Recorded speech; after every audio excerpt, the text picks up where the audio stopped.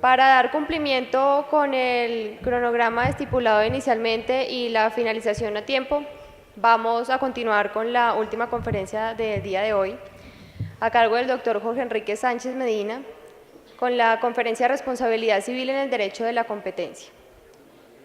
El doctor Sánchez es abogado de la Universidad Externado de Colombia y especialista en Derecho Económico, diplomado en Análisis Económico del Derecho de la misma institución, también es máster en Leyes de la Universidad de Northwestern en Chicago, Estados Unidos, y CBA del Instituto de Empresa de Madrid. Es docente de la Universidad Jorge Tadeo Lozano y Sergio Arboleda. Se ha desempeñado como abogado sustanciador de la Corte Constitucional y de la Corte Suprema de Justicia. Fue superintendente delegado para la protección del consumidor y actualmente es superintendente delegado para la protección de la competencia. Doctor, bienvenido.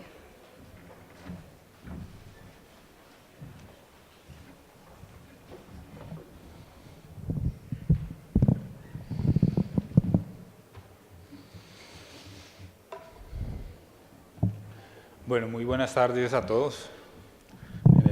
En este precioso horario vamos a tratar de llamar su atención en relación con este tema asociado con el daño por prácticas restrictivas de la competencia.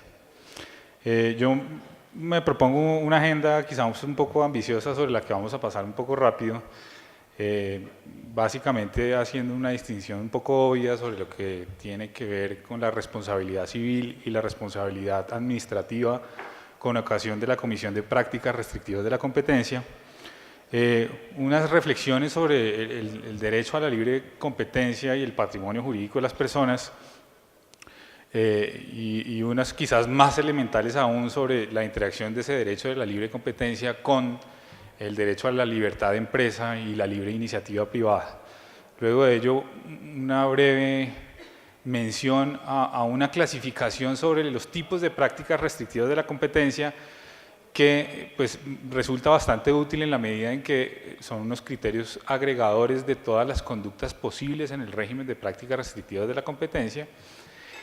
Y finalmente, hacer un ejercicio hipotético de figurarse una cadena de valor ordinaria en un mercado cualquiera y cuáles son los impactos de una práctica restrictiva de la competencia respecto de cada uno de los agentes económicos que están en esa cadena de valor. Las primeras reflexiones, como les decía, un poco obvias. La comisión de una práctica restrictiva de la competencia probada, obviamente, perseguida por una autoridad, pues da lugar a la responsabilidad administrativa por la comisión de esa práctica. No obstante, la comisión de una práctica restrictiva de la competencia, aún probada, aún acreditada, aún sancionada por la autoridad administrativa, lo cierto es que depende, para efectos de establecer la responsabilidad civil que tiene origen en esa conducta, depende de dos elementos primordiales, y es el rol que yo tenga en esa cadena de valor, que es lo que vamos a explicar al final, y el tipo de práctica restrictiva que se esté cometiendo. Es decir, la responsabilidad civil por la comisión de prácticas restrictivas de la competencia solamente puede establecerse analizados esos dos elementos.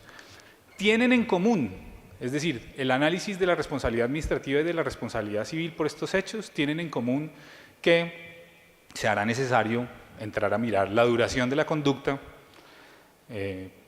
criterios estrictamente económicos como la elasticidad de la demanda, lo cual le permitirá a usted saber hasta qué punto ese monopolista pudo subir el precio de un determinado bien o hasta qué punto un cartel de precios estuvo en capacidad de subir los precios de esos bienes sin provocar el desplazamiento de la demanda para satisfacer esas necesidades con otros bienes.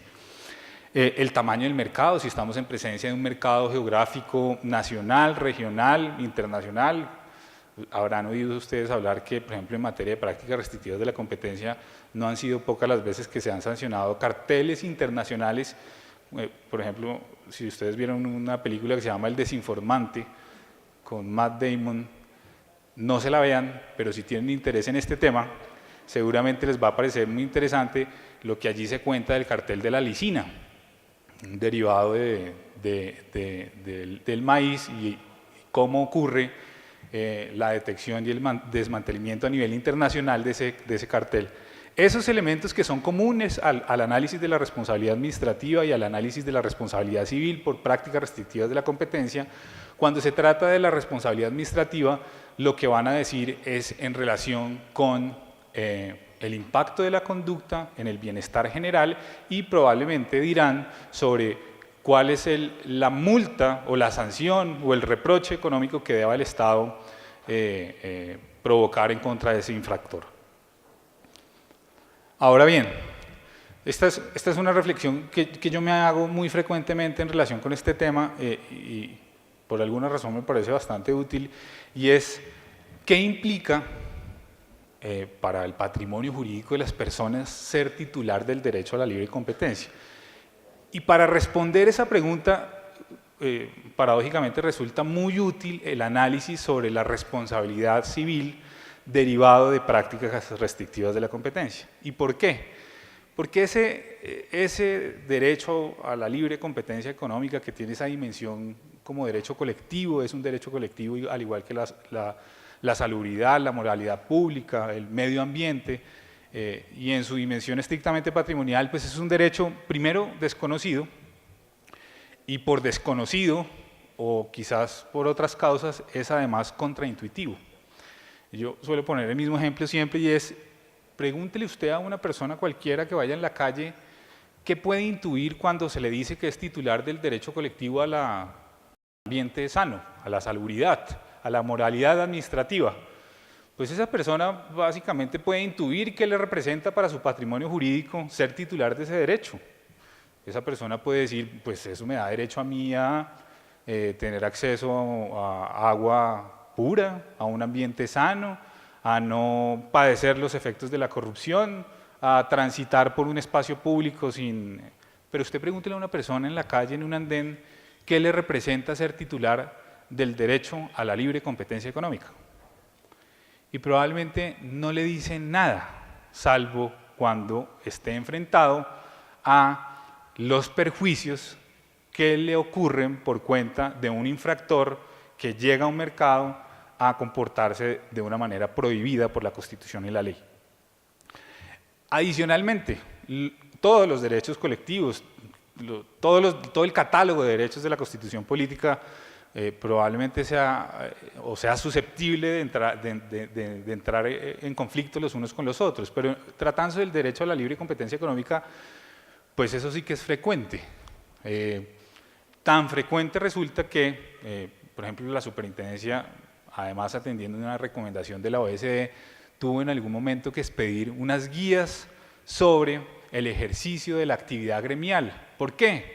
Porque el ejercicio de la actividad gremial, que es un ejercicio además de un derecho constitucional, del derecho a la libre asociación, muy frecuentemente entra en conflicto con el derecho a la libre competencia económica.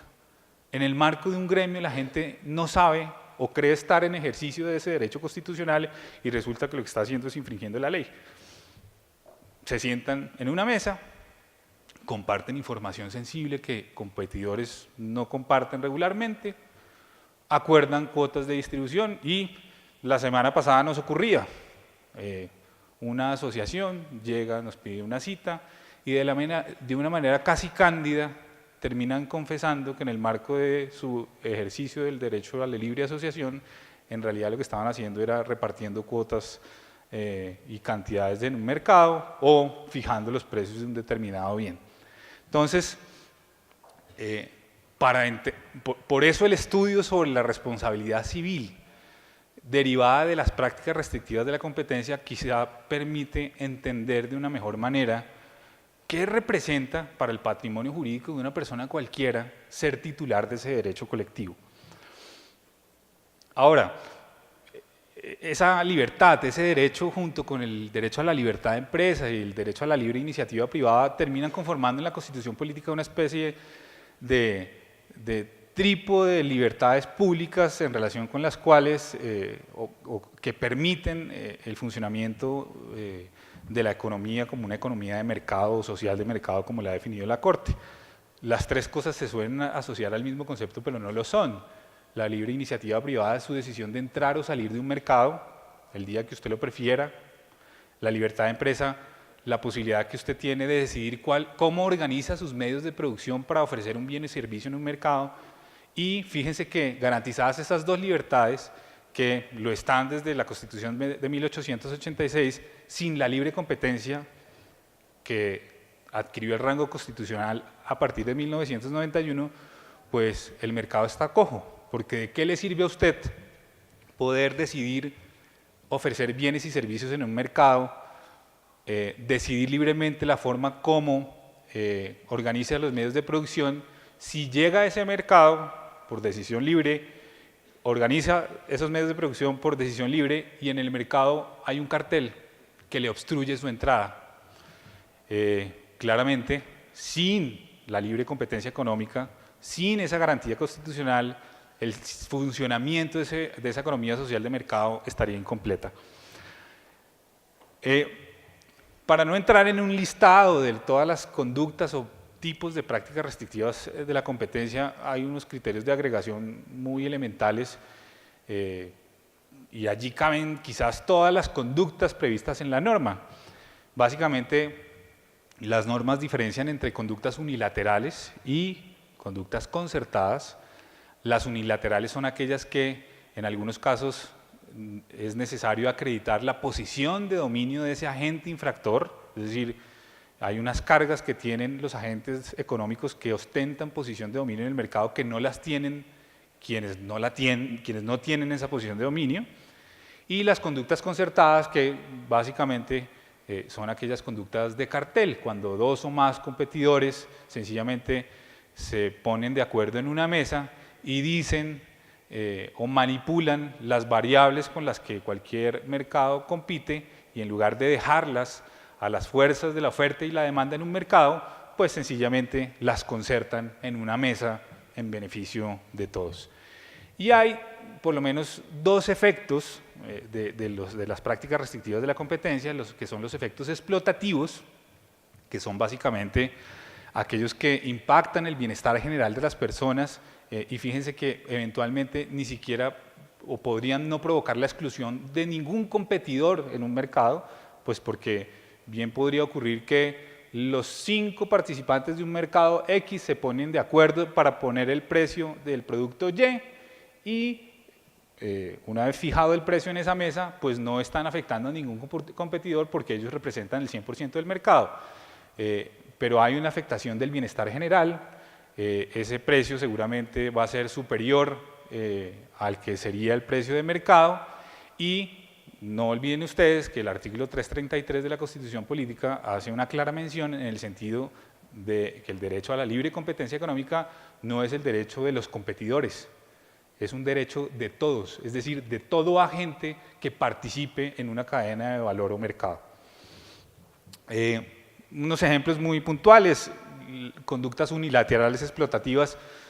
Hace un tiempo ya, quizás 6 años, 5 años, la superintendencia sancionó, y me acordé de esto ahorita porque acabaron de adjudicar el operador logístico de la boletería para el Mundial de Fútbol que viene, y resulta que hace 5 años esa adjudicación y la forma como se comportó ese operador logístico hizo que la superintendencia impusiera una sanción administrativa, porque resulta que a usted solamente podía comprar los partidos a eliminatorias mundial de Brasil, se adquiría Colombia-Venezuela y Colombia-Paraguay, si mal no recuerdo.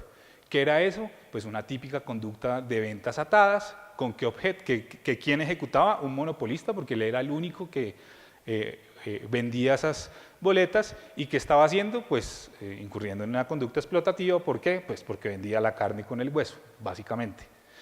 De las concertadas, pues han oído ustedes hablar mucho, frecuentemente, además de unas investigaciones recientes que ha iniciado la superintendencia por presuntos carteles de precios.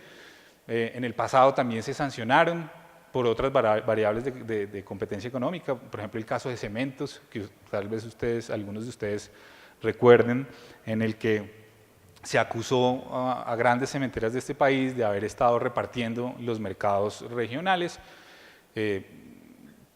cementeras que tenían plantas en diferentes lugares del país, pero que estaban en posibilidad de despachar cemento en todo el país y sin embargo despachaban cemento solamente donde tenían cerca la planta.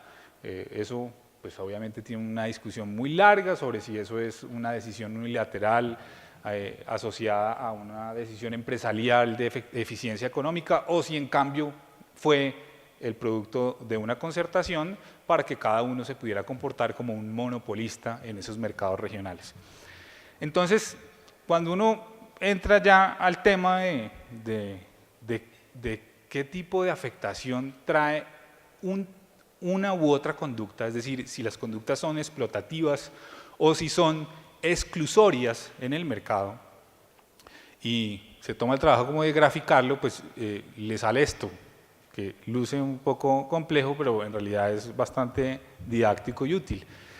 Del lado izquierdo ustedes encuentran graficado lo que sería la afectación para varios agentes de una cadena de valor por la comisión de una conducta explotativa. Entonces, en cada uno de los extremos ustedes encuentran los agentes que de ordinario están en una cadena de valor.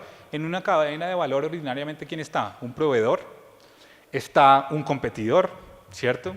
Están compradores indirectos, que suelen ser los consumidores, es decir, aquellos que no adquieren necesariamente los bienes y servicios del fabricante o productor.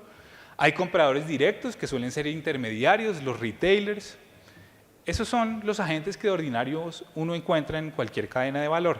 Y obviamente lo que está graficado allí es el grado de afectación para cada uno de ellos. Entonces fíjense que mientras en el lado izquierdo una conducta explotativa tiene para los competidores una afectación cercana a cero, cuando hablamos de conductas exclusorias, esa afectación es evidentemente superior. Eso es lo que me propongo explicar enseguida con algún grado de detalle y con algunas referencias pues que no son chauvinismos, sino nada distinto al hecho de que en la jurisprudencia nacional, con ocasión de prácticas restrictivas de la competencia, lo cierto es que hay una cantera muy pequeña.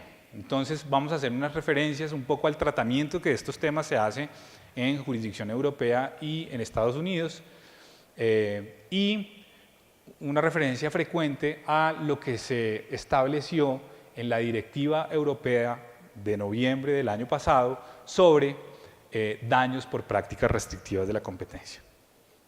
Entonces, este semáforo que ustedes ven ahí no es nada distinto a lo que estaba graficado atrás.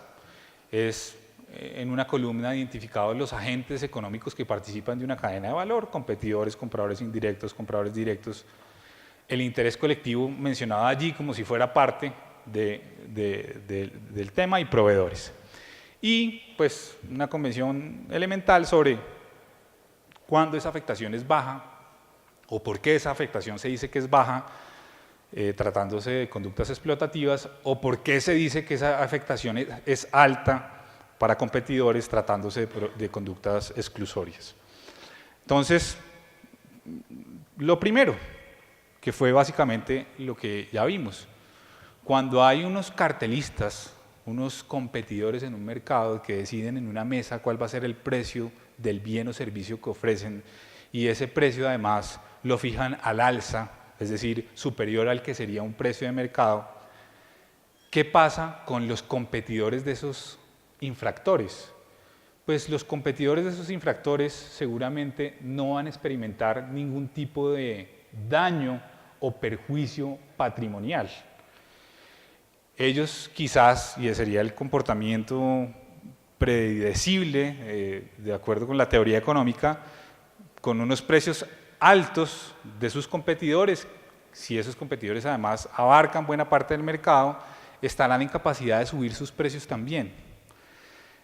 ¿Por qué? Porque suele ocurrir algo que la teoría económica denomina como el comportamiento líder-seguidor, que hay unas personas en los mercados que están en capacidad de fijar los precios, en este caso sería un cartel, y hay otros que se comportan un poco siguiendo ese mal ejemplo en este caso. ¿Cuál sería la afectación patrimonial? Pues quizás ninguna para esos competidores tratándose de ese tipo de conductas.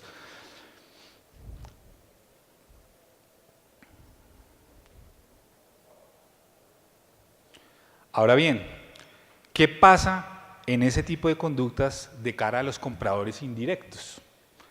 ¿Quiénes son los compradores indirectos? Suelen ser los consumidores.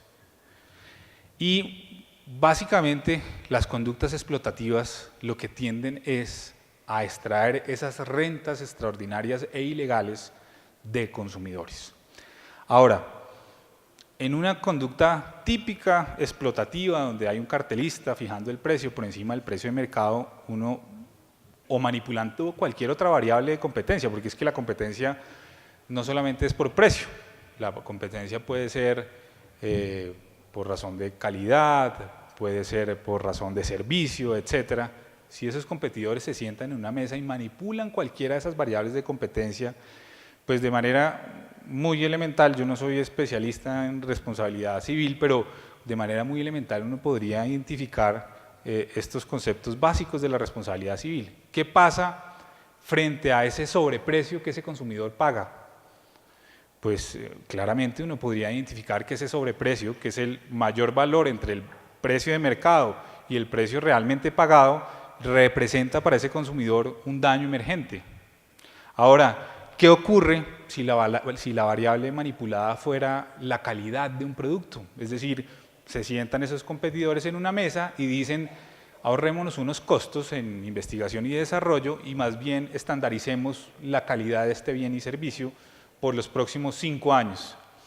Yo creo que fácilmente podría uno entender que el consumidor sometido a esa práctica está enfrentado a el lucro cesante de no poder acceder a una mejor calidad, que sería la calidad a la que accedería si esos competidores estuvieran en efecto compitiendo. Y la pérdida de oportunidad, que sería otro de esos conceptos que uno pudiera identificar allí en ese tipo de prácticas o en ese tipo de conductas, cuando, por ejemplo, esos competidores deciden en esa misma mesa que lo que hacían antes, que era dar promociones de ofertas, lo van a dejar de hacer. Nadie sabe si ese consumidor iba a verse beneficiado por esa promoción de oferta, pero lo cierto es que se le privó de la oportunidad de un día cualquiera verse beneficiado de ella. Una discusión que se superó hace tiempo en relación con el derecho del consumidor sobre si estamos en presencia de responsabilidad civil contractual o si estamos en presencia de responsabilidad civil extracontractual. La directiva europea que les acababa yo de mencionar en relación con estos específicos temas hace una mención específica y dice, aquí la verdad esa discusión no nos interesa. No nos interesa si ese consumidor, ese agente económico de esa cadena de valor, adquirió esos bienes del infractor directamente o si los adquirió de un intermediario o distribuidor. Ese es un tema que no interesa a la hora de establecer la responsabilidad civil. Y lo que ocurre frecuentemente es que el costo de resarcir esos que se podrían considerar microdaños para el consumidor suele ser superior al daño mismo. Y eso pues tiene un tratamiento procedimental que ya está medianamente decantado entre nosotros, que es el tratamiento de las acciones de grupo. Ahora, ¿cuál es la causa uniforme del daño de las prácticas restrictivas de la competencia? Pues no es el contrato, no es las veces que yo adquirí ese bien, sino es la conducta, es el acuerdo, lo cual nos lleva a una discusión sobre prejudicialidad, eventualmente.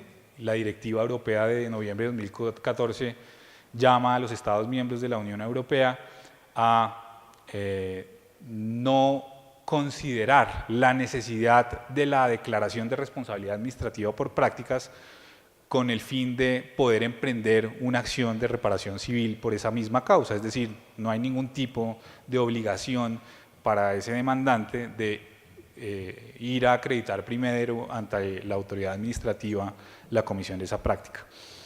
Ahora, alguien va a tener que decir en algún momento en el tema de la caducidad cómo se habrá de contar. Las acciones de grupo tienen una caducidad de 2 años. Lo que ocurre regularmente es que los consumidores no tienen noticia de que están pagando un sobreprecio, de que está manipulada una variable de competencia, solo hasta que la autoridad administrativa eventualmente anuncia el inicio de una investigación. Es decir, entre el momento en que se hace el acuerdo de precios y el momento en que el consumidor tiene noticia de que hay un acuerdo de precios de un determinado bien o servicio, pues seguramente lo más probable será que transcurra un periodo superior a 2 años. Allí será necesario en algún momento entrar a interpretar cómo vamos a contar esos 2 años. Como les digo, los antecedentes en esta materia en jurisprudencia nacional son muy poquitos. En lo que tiene que ver con el tratamiento probatorio, el superintendente de Industria y Comercio acá presente más temprano les habló del programa de beneficios por colaboración, que es una herramienta universal entre las autoridades de competencia para la detección y desmantelamiento de carteles empresariales, y preocupó a la Unión Europea que esos expedientes terminaran siendo de forma automática pruebas dentro de los procesos civiles, y básicamente lo que hace la directiva es llamar la atención de los Estados miembros en el sentido de que esos expedientes de beneficios por colaboración, que no son nada distinto a una carrera de sapos, donde el primero se lleva una exoneración total de la multa y el resto una exoneración parcial, esos expedientes y las pruebas de ese expediente en particular no tengan un tratamiento de traslado inmediato a los expedientes de responsabilidad civil. Básicamente lo que habría de ocurrir en una sentencia de esas es que se ordena una indemnización colectiva, que no es nada distinto a la suma ponderada de las indemnizaciones individuales de cada uno de los afectados. Ahora bien, ¿qué pasa con los compradores directos y por qué decimos que su afectación es media? ¿Por qué está su afectación media tratándose de conductas explotativas? Porque ese comprador directo, regularmente intermediario en la cadena de valor, tiene la posibilidad de transferir ese sobreprecio que paga ¿a quién? Al consumidor o a su cliente, sea o no un consumidor.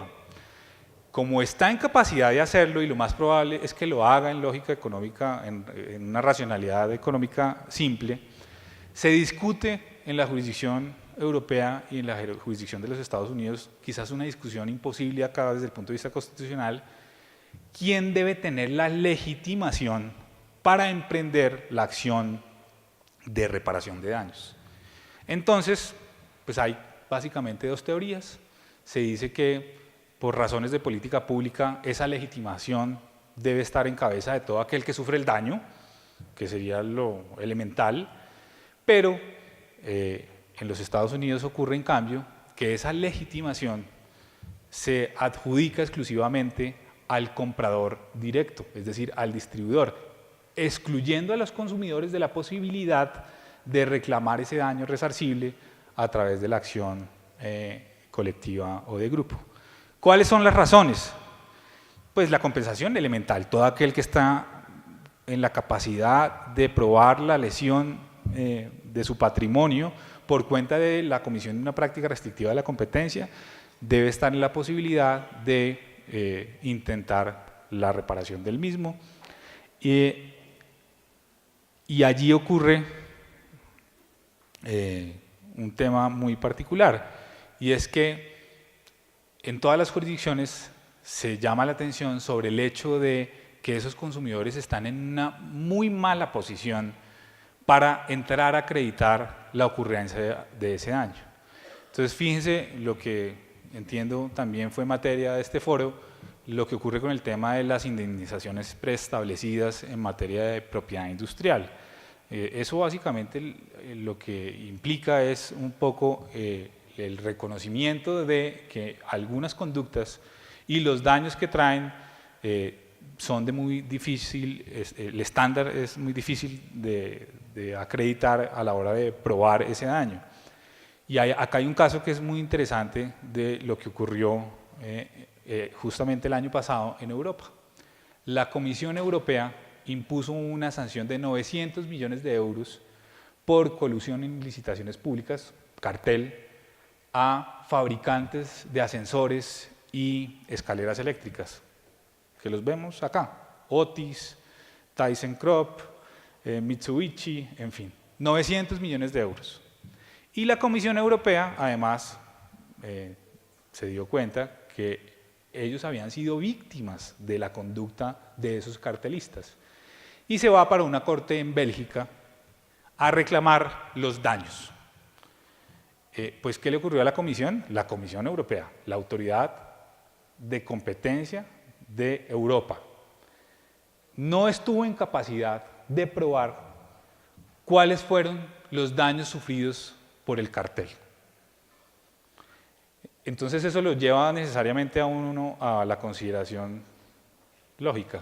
Si la Comisión Europea, que es la autoridad de competencia, que está en capacidad quizás como nadie en Europa, de recaudar todas las pruebas posibles de la comisión de una práctica restrictiva de la competencia, se ve a gatas probando la responsabilidad civil de esos infractores y su propia afectación, su propio perjuicio, ¿qué será de un consumidor común que compra, no voy a decir ninguno de los productos que están ahora en la oficina mía, pero bueno, que compra un producto de consumo cualquiera?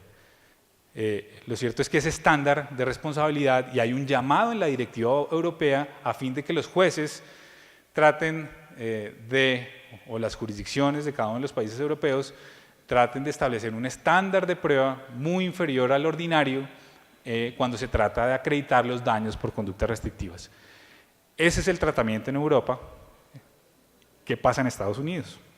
En Estados Unidos básicamente lo que se dice es, mire, no hace ningún sentido legitimar a los consumidores para emprender una acción de reparación de estas características, porque los consumidores tienen una apatía racional para intentar ese resarcimiento. ¿Por qué? Porque el monto de su daño quizás es muy pequeño, es muy bajo, ¿cierto? Y los costos de reclamarlo muy altos. Pero adicionalmente, las acciones, el litigio privado tiene una función pública. El litigio privado para lo que sirve es para provocar efectos de prevención general, que sería como lo llamarían los penalistas. El litigio privado lo que sirve es para precaver que alguien decida cometer nuevamente este tipo de conductas. ¿Qué pasa? Pues por supuesto que esa discusión seguramente desde el punto de vista constitucional entre nosotros no sería posible, porque no se le podría privar a nadie de antemano la posibilidad de ir ante un juez a probar las lesiones que padece por cuenta de una práctica restrictiva de la competencia, ¿cierto? Pero lo cierto es que una y otra medida o una y otra forma de abordar la problemática tienen algo de razón y algo les cabe, algo de cierto hay en la crítica que se hace de ellas. Si usted solamente legitima a los compradores directos para reclamar esos perjuicios y excluye a los consumidores, pues está legitimando a quien quizás haya sufrido el menor daño. ¿Por qué? Porque buena parte de lo que pagó ese señor de sobreprecio seguramente lo cobró a su clientela, que fue lo que dijimos al principio. Pero si legitima a todo el mundo para reclamar ese daño, consumidores y compradores directos, lo que ocurre es que usted quizás esté provocando un escenario de sobrecompensación con cargo a un mismo patrimonio, porque el infractor, a pesar de ser el infractor, es un solo patrimonio y solamente debería compensar por el daño que hizo. ¿Qué va a ocurrir en la práctica? Si es difícil probar el daño, dígame usted, todos reclamando, compradores directos y consumidores a ese mismo infractor, pues seguramente ese infractor, es lo que dice la teoría que critica esa opción de política pública, ese infractor va a terminar pagando 2 veces, va a terminar, me ha dicho, casi que en un sistema de daño punitivo. Una y otra jurisdicción, en lo que tiene que ver ya no con la legitimación, sino con la defensa, admiten que ese comprador directo diga, un momento, usted me ha demandado a mí por haberle supuestamente cobrado un sobreprecio, pero usted, lo cierto fue que transfirió ese sobreprecio a sus clientes. Esa posibilidad como defensa, como excepción, está dada en una y otra jurisdicción.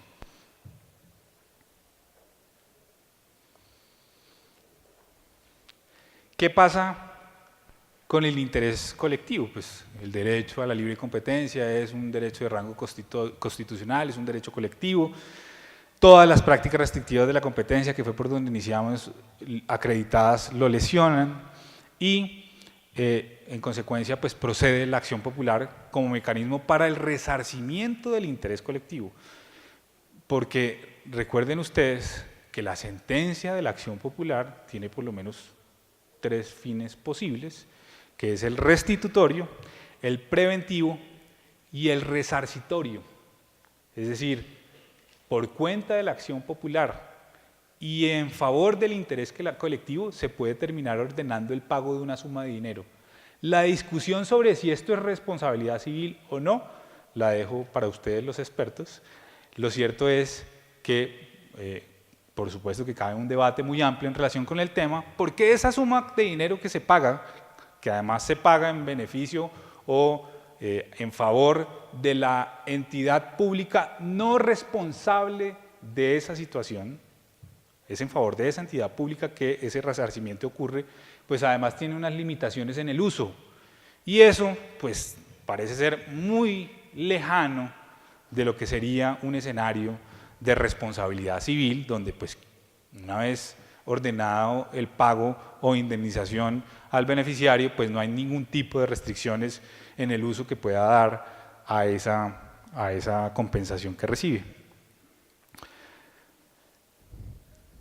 Ahora, es importante llamar la atención otra vez en el sentido de que esa acción de grupo no necesariamente sería una acción de grupo de consumidores, porque es el interés, la colectividad indivisiblemente considerada afectada por una práctica restrictiva de la competencia puede ser la colectividad de ¿quiénes? ¿Puede ser la colectividad de consumidores? Por supuesto que lo puede ser, pero podría ser la colectividad de proveedores afectada por la comisión de una práctica restrictiva de la competencia. Ya vamos a ver por qué. ¿Qué pasa con los proveedores? Básicamente, en una dinámica o enfrentados a una conducta explotativa contraria a la libre competencia, lo que ocurre es que ese infractor sube el precio, bien por cuenta de una decisión autónoma o una decisión concertada, cartelizada. Una vez sube ese precio, ¿qué pasa? O mejor, en la lógica de ese monopolista que sube el precio, ¿cuál es su óptimo monopólico? Su óptimo es subir el precio y bajar el número de cantidades disponibles en el mercado. Es decir, con el menor número de cantidades disponibles en un mercado, lograr la mayor cantidad de rentas. ¿Qué efectos tiene eso para el proveedor de ese infractor? Para aquel que le suministra la materia prima a ese infractor. Pues que le bajan las cantidades demandadas del insumo de su cliente. Y ese menor número de cantidades demandadas, es decir, si en condiciones de mercado le hubieran demandado X y en condiciones de cartel le están demandando X menos 5, pues ese es el lucro cesante del proveedor. Ahora vaya y pruébelo. Y vaya y pruébelo es el desafío que habrá siempre en este tipo de responsabilidad. ¿Por qué? Porque usted siempre tendrá que, como punto de partida, hacer una simulación. ¿Y en qué consiste la simulación? Simular cuáles serían o cuáles habrían sido las condiciones de mercado, porque usted no las conoce, porque el mercado está distorsionado. Por eso, la prueba económica y no la prueba directa termina siendo el elemento fundamental para el establecimiento de la responsabilidad civil. Y usted va a hacer unos supuestos. ¿Qué habría sido este mercado si hubiese funcionado de acuerdo con las leyes de la oferta y la demanda? Pero lo cierto es que no funciona de acuerdo con las leyes de la oferta y la demanda. Está distorsionado por cuenta de una práctica restrictiva de la competencia. Entonces, ¿qué hago? La prueba económica le dirá cómo habría funcionado ese mercado. Y esa es una discusión seguramente no de abogados, sino de economistas, en el marco de un proceso de estas características.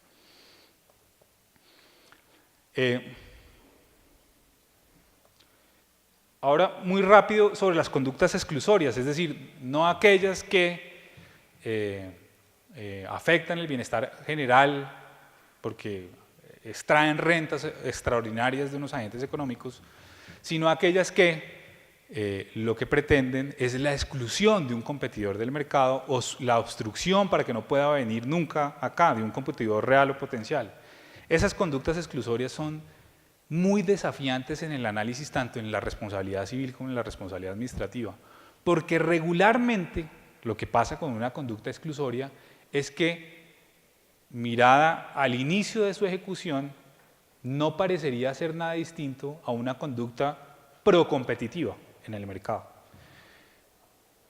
La conducta que sirve de ejemplo frecuentemente para esto: hay un productor de un bien o servicio que decide vender por debajo de sus costos un determinado bien, con el propósito de, porque tiene el músculo financiero para sacar por esa vía a sus competidores.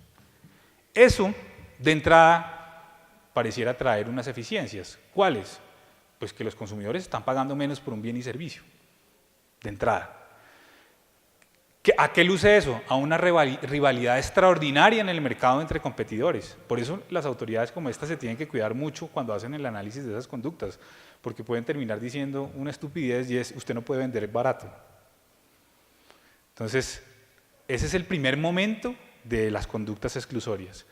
Y logrado el objetivo, excluido el competidor u obstruido el mercado, pues lo que suele ocurrir es que ese señor ya no se va a empezar a comportar como un exclusor, sino como un monopolista explotativo.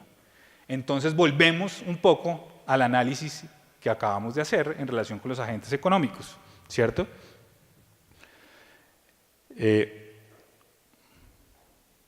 ¿Qué pasa con los competidores? Pues claro, por supuesto, si lo que está haciendo ese agente económico es excluyéndolo, obstruyéndolo, a través de una disminución artificial del precio, incorporando unas barreras artificiales a ese mercado, pues ese competidor tiene la posibilidad de reclamar el perjuicio que por esa práctica ocurra. ¿Qué pasa con los compradores indirectos, los consumidores? Y fíjese que aquí está calificado, en contraste con las conductas explotativas, está calificado como amarillo. Al principio los consumidores, ¿qué van a estar haciendo? Pagando menos por esos bienes y servicios. Solo que ese infractor, seguramente, logrado su objetivo a través de una práctica ilegal, luego se va a comportar como un monopolista y seguramente le va a cargar la mano con precios, le va a cargar la mano con unas disminuciones en las calidades disponibles y demás. ¿Qué pasa con los compradores directos? Amarillos. Pasa exactamente igual que con las conductas explotativas. Es decir, su afectación no es mayor ni menor.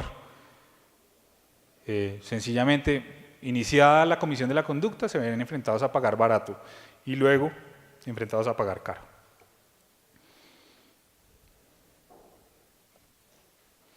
El interés colectivo, pues la afectación es alta. Los proveedores, entonces pasa en relación con los proveedores poco más o menos lo inverso que ocurre tratándose de conductas explotativas. ¿Qué pasa? Baja artificialmente el precio del producto. Si baja artificialmente el precio del producto, seguramente su demanda será mayor. ¿Eso qué provoca? Suben las cantidades demandadas, sube la cantidad demandadas de insumos, pero eso solamente al inicio de la conducta. Y por eso, seguramente, para establecer la responsabilidad administrativa de un infractor de estos, yo como autoridad no necesito probar que ocurrió ese segundo momento en el que ese infractor dejó de comportarse como un agente exclusor para comportarse como un agente monopolista. Yo, autoridad administrativa, no lo necesito, pero para efectos de establecer la responsabilidad civil, seguramente sí lo voy a necesitar, porque solamente en ese segundo momento de ejecución de la conducta es que ocurren daños ciertos para ese agente económico. Y ahí un contraste muy particular en lo que tiene que ver con la responsabilidad administrativa y la responsabilidad civil ocasionadas por las conductas exclusorias.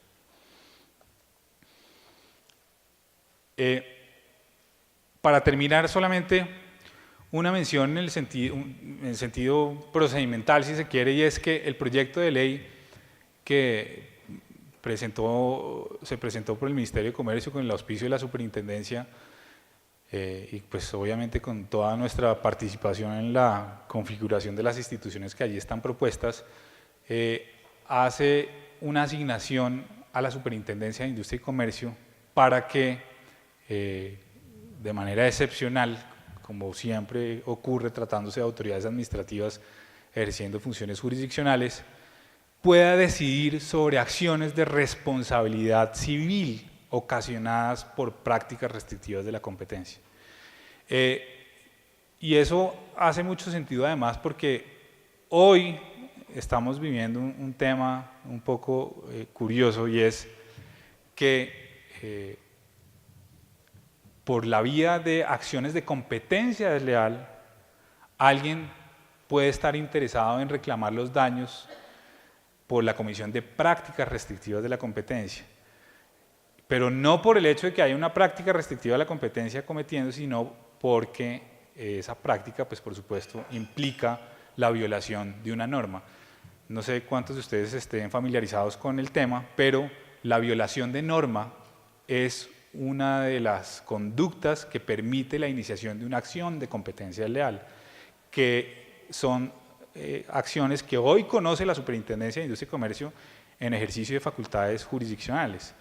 Esa vuelta larga de entrar a acreditar el daño por violación de norma y no por prácticas, pues de alguna manera quedaría resuelta si sale avante la propuesta que me ha hecho, en el sentido de que sea la Superintendencia la que conozca ya de acciones civiles que tengan origen en prácticas restrictivas de la competencia, propiamente dichas, no acciones de competencia desleal, que son dos cosas distintas.